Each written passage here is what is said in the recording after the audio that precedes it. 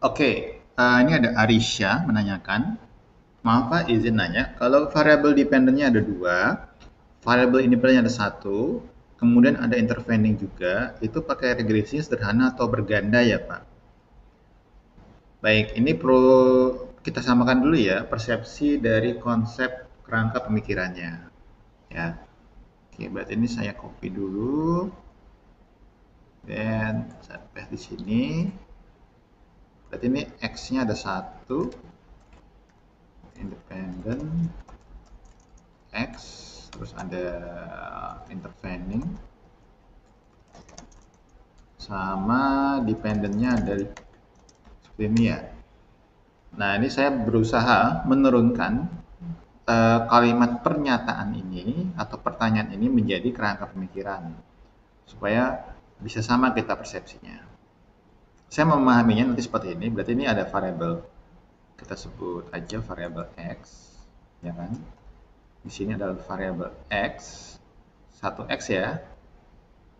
Oke, and then di tengah-tengahnya ada variabel tersebut variabel intervening.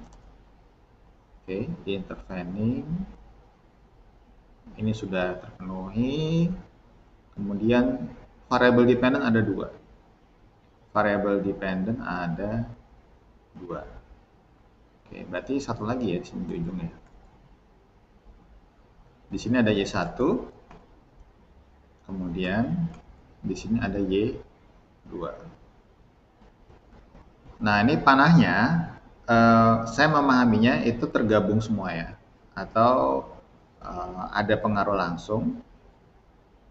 Oke.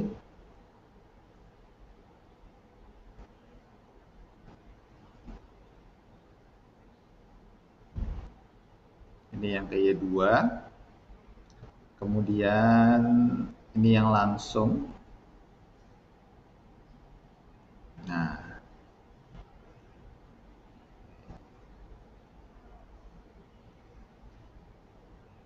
apakah yang dimaksud hari saya itu seperti ini? Gitu.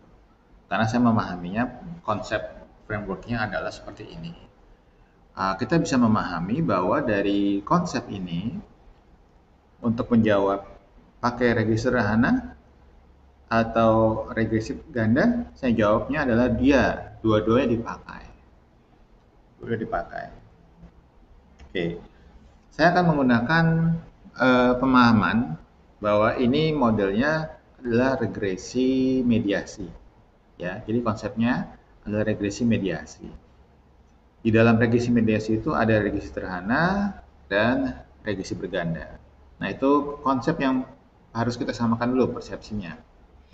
Kemudian setelah kita memiliki pemahaman yang sama dengan konsep regresi mediasi atau regresi intervening, saya akan lanjut setelah ini ke pemodelan statistiknya menggunakan bantuan software SPSS.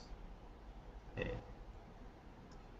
Nah, di dalam software SPSS itu opsinya adalah boleh bertahap, sederhana dulu baru berganda baru intervening, atau nanti Adisha bisa ke Google nyari namanya Andrew F. Hayes Mediation Process. Oke. Nah, sebelum saya masuk ke teknis, saya akan menggunakan contoh ya, contoh data yang mirip-mirip nih. Oke, kayak kemana ada data contoh? Nah, ini dia. Oke, di sini ada 4 buah variabel. Revisit intention atau kembali lagi, WOM, word of mouth, kemudian SQ itu service quality atau kualitas layanan, satis adalah satisfaction dari konsumen atau kepuasan konsumen. Nah, ini kalau mau saya jadikan model yang sama dengan yang ada di pertanyaan tadi, berarti posisinya di X ini adalah service quality atau apa namanya, kualitas layanan, yang mediasinya adalah kepuasan konsumen, di mana Y1-nya adalah revisit intention atau keinginan untuk kembali setelah puas, dan di sini adalah WOM. Jadi posisinya ini modelnya mirip-mirip ya dalam pertanyaan.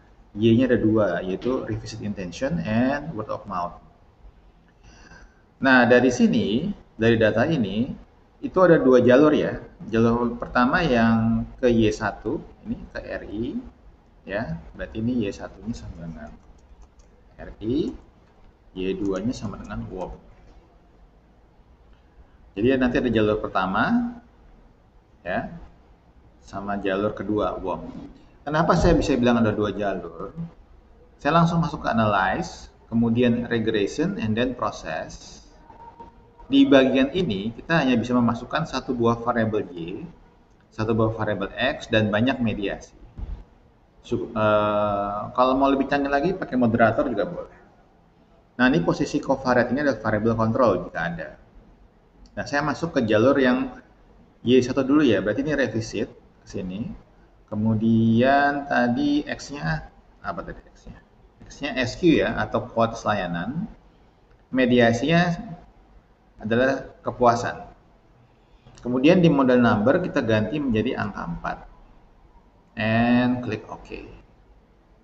Nah, ini adalah apa namanya? Salah satu add-on SPSS yang nanti bisa Anda download ke websitenya Andrew F. Hayes. Ya, nanti ke proses makro sini.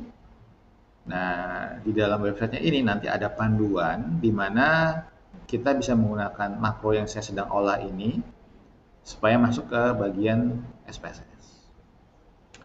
Outputnya pun juga apa namanya bisa kita perhatikan bertahap ya.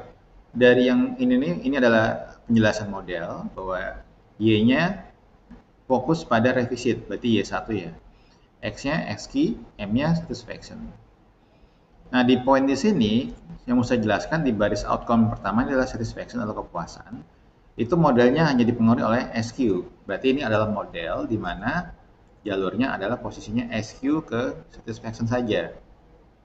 Ini menjawab pakainya regresi sederhana. Kemudian di outcome yang kedua, outcome-nya sudah berubah jadi revisit, di mana variabel ini pengaruhnya ada dua, SQ dan satisfaction. Oke, berarti ini adalah regresi yang berganda. Oke, jadi itu saya jawabannya ya. Jawabannya dua-duanya ada. Nah, nanti ujungnya ada namanya indirect effect. Nah, pertanyaan lagi, Pak gimana Pak yang Y2-nya? Ya sudah, tinggal analyze lagi, regression and then process. Anda ganti Y-nya itu menjadi WOM. Dan outputnya akan sama.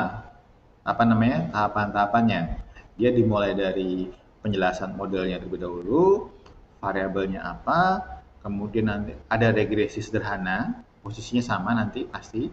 Dari outcome yang pertama adalah kita lihat di sini satisfaction dan SQ. Baru outcome yang kedua variabel WOM ini berganda. Outputnya juga akan sama. Gitu. Nah, ini adalah salah satu contoh ketika kita menggunakan SPSS dengan bantuan proses makro. Ya, ini disarankan karena sudah berkembang dari tahun 2000 berapa ya saya ngolahnya, dari tahun 2010-an lah, 2010 berarti sudah ada 12 tahun sampai sekarang ya. Dan ini sudah banyak digunakan oleh peneliti baik di Malaysia, Amerika, sampai Kenya dan seterusnya. Sudah artinya sudah diakui oleh banyak negara lah. Oke, semoga dapat membantu bagi rekan-rekan yang sedang mengolah mediasi. Ini adalah contoh menggunakan SPSS. Terima kasih, semoga sukses semuanya.